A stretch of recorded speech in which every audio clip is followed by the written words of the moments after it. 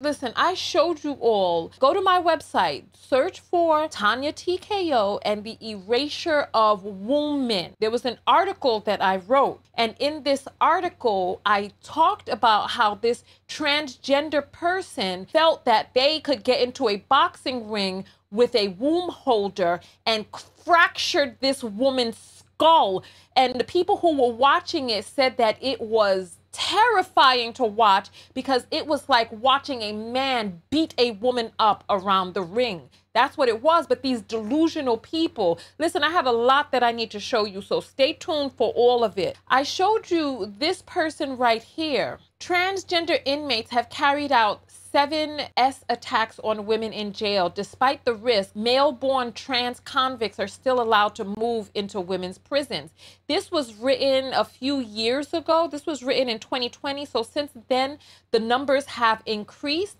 The number of XY chromosome persons who are S-word offenders being transferred into female prisons is astronomical. So how many people so far have been transferred to this female prison? Approximately 40. And how many people have gone from the female to the male prison? 0. And how many more are they? There are 287 pending applications.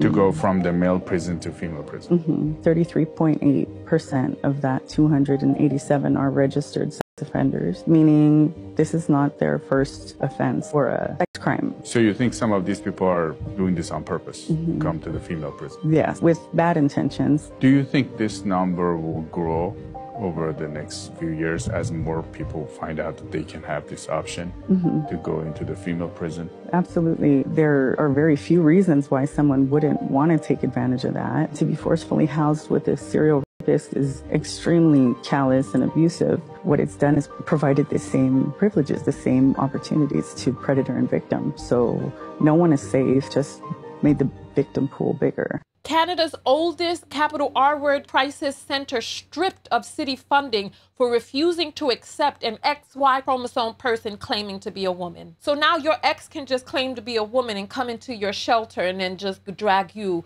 from the roof to the basement. Listen, this is unbelievable. Women have fought hard for our protective status and class, right? So here we're talking about inclusive language, not using words like ladies or guy, using medical terms like vagina is not gender inclusive language. Front hole, just look, front hole should be used instead. I just want you to take a look, pay attention, take a look.